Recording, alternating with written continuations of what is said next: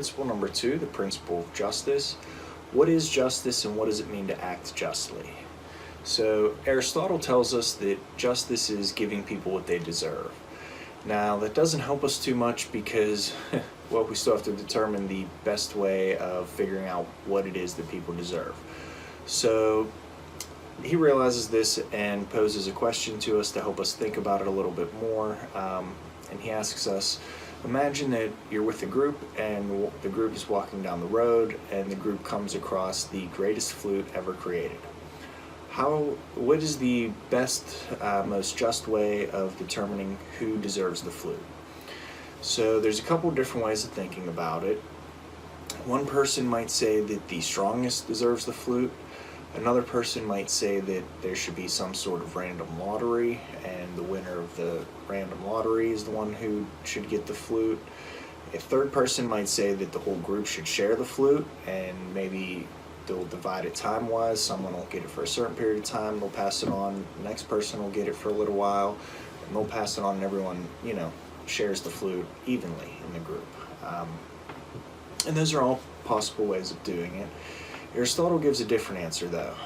Aristotle thinks that the best way of distributing the flute, the one who deserves it the most, is the best flute player. And his reason for this is that the purpose of a flute is to play beautiful music. And the best flute player is the one who's going to fulfill that purpose the most. So for Aristotle, purpose is fundamental.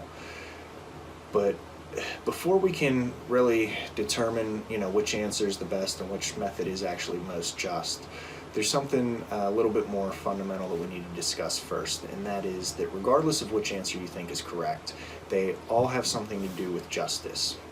And the idea is that justice really depends on our values, what it is that we value. Anytime someone says, this isn't right, that's not fair, what they're doing is they're making an appeal to justice.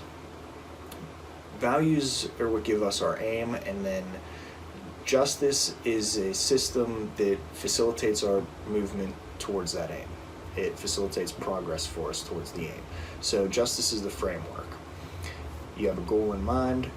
The way that we move towards that goal, we think about them today is rules, laws, standards of practice, and then consequences for not following the rules. So you have a goal in mind. If you follow all the rules in place, the idea is that you should reach that goal. So values give us our aim.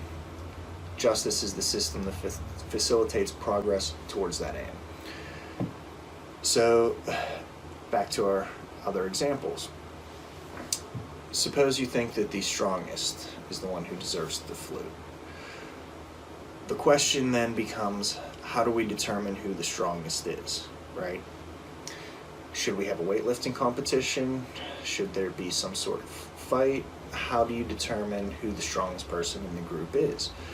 If you're going to have a weightlifting competition, which muscles are you going to test? Are you going to have bench press? Are you going to do pull-ups?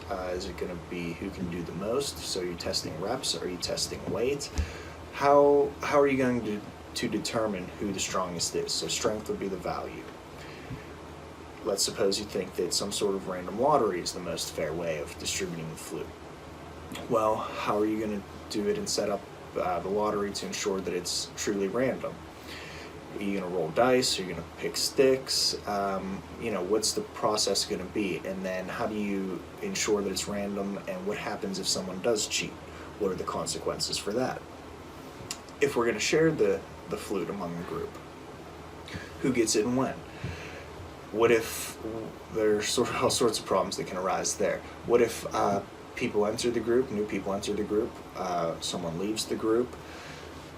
What happens if someone doesn't return it on time? What happens if it's returned damaged? So all things to consider before just picking the value. Once we have the value in mind, we need to figure out still the best system that accomplishes that value. That's how we'll determine what is just. So what's interesting is the role the purpose plays. So even if you disagree with Aristotle that the best flute player is the one who deserves the flute, your reason for disagreeing with him would be that you don't believe his system best fulfills the purpose that a system of justice should fulfill. So again, jumping back to our examples from earlier, if you believe that the strongest person is the one who deserves the flute, you're certainly not going to think that having a random lottery is a fair way of determining that or distributing the flute, because you think that it should have something to do with strength. You may still disagree about what type of weightlifting competition, but that at least tests some sort of strength and is certainly would in your mind be more just than a random lottery. So the thing to remember is that once we have our goals and our values, we need a system that is going to facilitate progress towards that goal. That is ultimately what ends up looking like justice. That's the rules we put in place, their standards of practice, and then the consequences for not following the rules. So the key to remember is that regardless of which value you have, purpose is fundamental when setting up a system of justice. So check out next time for value number 3, the value of prudence.